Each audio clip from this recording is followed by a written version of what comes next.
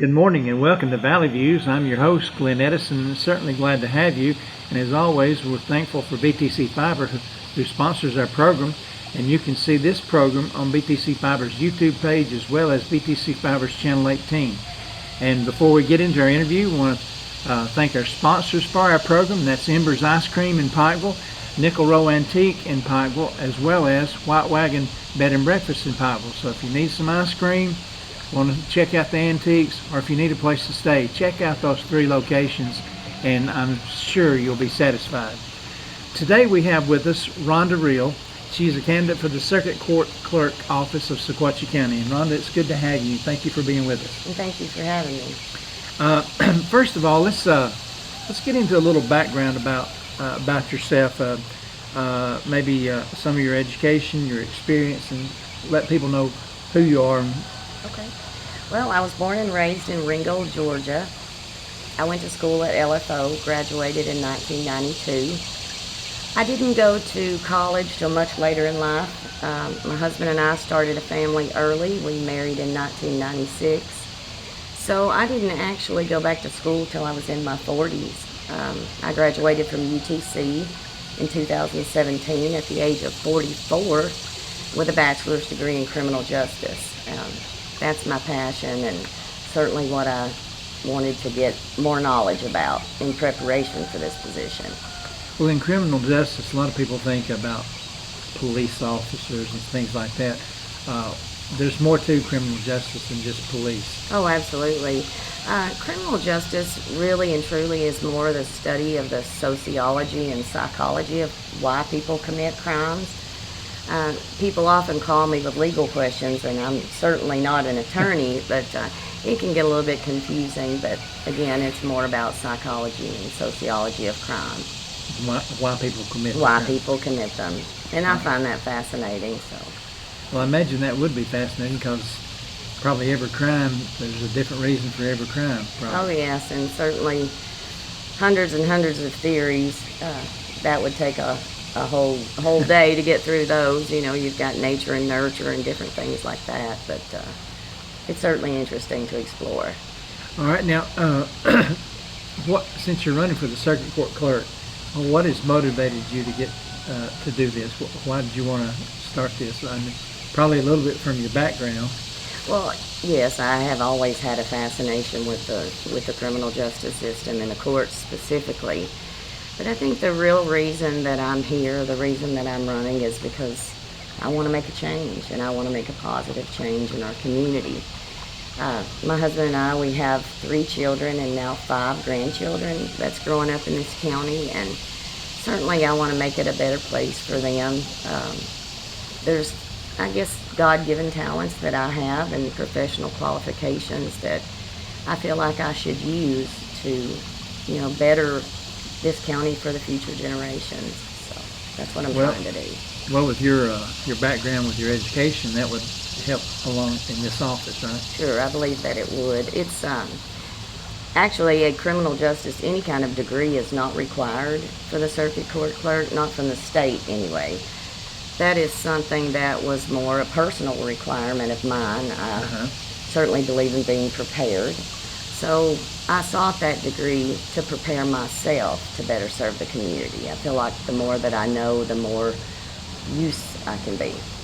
Well, that's good because I don't think, to my knowledge, I don't think any of either the present circuit clerk or any of the past ones have ever had a background in criminal justice. Not to my knowledge, no.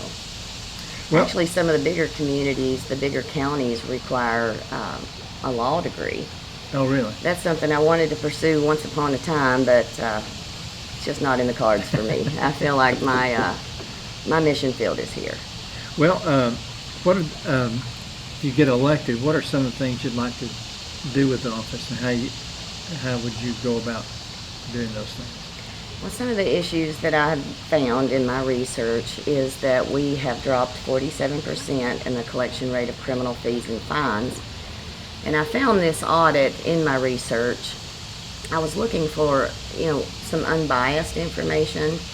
And the audit that I pulled is from a nonpartisan public policy research center for Tennessee. So I knew that information, basically they don't have a dog in this fight. So I was glad to have that information. But that audit showed that in the last 12 years we have dropped 47% in the collection rate of criminal fees and fines.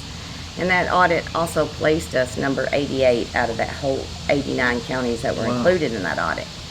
I find that unacceptable. That's certainly something that I want to focus on. I have put in calls to clerks in some of these other counties that were in that audit that had some higher collection percentages, just in an effort to see what they're doing differently and what I could possibly implement if given the chance to serve. Well, that's interesting. I know there's many people that go through our court system and fines are assessed and they have to come through that office. Yes. And if you don't collect those fines, then you're hurt. Yeah, well, eventually, if those fines aren't collected, it could place, a burden on the taxpayers, and we certainly want to avoid that where we can. Well, that's true, because taxpayers don't need to put out money for someone that needs to put out money themselves. The debt is offender incurred, and it should be collected from them. Right, exactly. What is your other than the collections, what do you have a vision for your office about how it should operate and how it should work? Because you're dealing with the public every day. I do certainly have a vision for how the office should operate. In addition to collecting on these fees and fines, I want to make the office, I guess, more community friendly. People that are dealing with a circuit court are often at a very low place in life. Maybe they've been in some trouble. They've made some bad choices. Doesn't make them bad people, just means maybe they might have taken a wrong turn somewhere along the way. And I want those people to know that I'm not going to judge them. The office is not going to judge them. We want them to be treated, like we would want to be treated. The golden rule still applies in every aspect of our life. Just treat people like you would want to be treated. Well, I know too, when it comes to fees, it's just like everything else. All of us sometimes fall on some short times, Sure. and we may not have that money, and, Exactly. and we need to work something out. Yes, and I have actually been visiting other circuit court clerks' offices. I may have told you this before the camera started rolling, but in an effort to just basically see how the counties that have the higher collection percentages are getting it done. And one of the counties that I visited was telling me about a payment packet they have. And that just allows the offenders maybe to come up with a payment plan that they can afford. I'm all for doing that as long as they pay something. I do want some effort to be made to paying that balance down. But I am willing to work with them as well.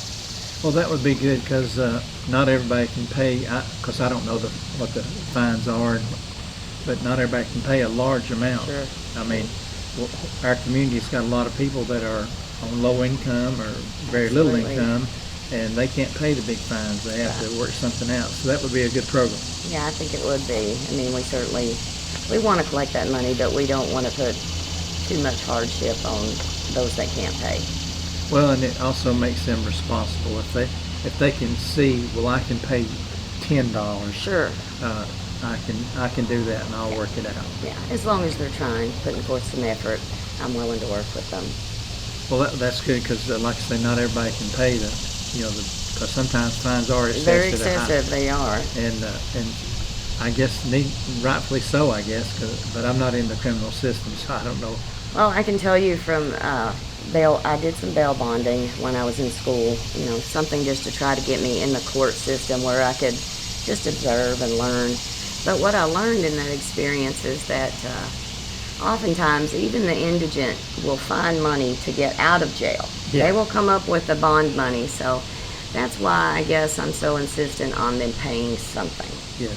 So they can get money to get out of jail, then they can get money to pay on their fines. Well, and a lot of times, and I don't mean this to be mean or disrespectful, but a lot of times they purchase other things that they could put that money towards. Sure. If you can buy and sell drugs, you can come up with some money to pay on your fines. Well, What I think you basically already answered it. But what can people expect out of you in the office? You said you're going to work with them and everything. So is that something where they can come by and see you if they have a? Sure. I certainly want to increase accessibility. I want people to feel like they can come into the office, ask their questions, and get honest answers. I also found another program in another county that I visited where they have actually a public access computer for the public, so that certain questions that they're going to come in and ask us, they could just look up for themselves, and that makes it really convenient as far as offenders, who's in jail, who hasn't paid their fines, what they owe, that kind of thing. And I thought that was a really neat idea. So I would certainly like to check into that. That would be something that would be kind of a public service and also help us in the office as well with the workload. Right. But there's so many things. I've got so many ideas. I probably can't share them all, but another program that I would like to bring to Sequatchie County is something that was piloted in Grundy County, and it's called the Safe Baby Program. And that's just kind of a helpmate to the juvenile system, where they are trying to help babies that are 0 to 3. Infants, really. They help the parents with diapers and formula, things of that nature, but they also help because some of these infants are in homes where they could possibly be taken, and this program is trying to help equip parents with the tools that they need to be successful, responsible parents, and it doesn't cost the community anything. That's something that the program incurs, and they send their people, and so that's something I certainly want to delve deeper into. I think it'd be a great asset to Sequatchie County. Well, in cases like that where you're helping maybe some families that are poor and they don't have a lot of money, and of course diapers and formula and stuff is not cheap. That's true. And so that would help them to where they could respect your office and say, hey, these folks are good people. Well, I want them to see that we care, not just about what they've done or the mistakes that they've made, but that we also care about the future and their children's future as well. Well, and a lot of times with a program like that, you get people out of a hole. Absolutely. And sometimes the hole is there. They didn't necessarily dig that hole. It's just they're in a hole, and it's hard for them to get out. And sometimes that follows into the next generation. So, if we can help them, at this age, and even at the juvenile level, then maybe that generation won't repeat itself. Right. And I know a lot of people with your office, I say your office, the Office of Circuit Court Clerk. Of course, I didn't realize I had to one time take some people to court. And maybe people don't realize you have to go to the Circuit Court office and file out paperwork to get all that transpired, and there's fees and different things that have to go through that. So, and I'm sure that keeps people busy. Sure.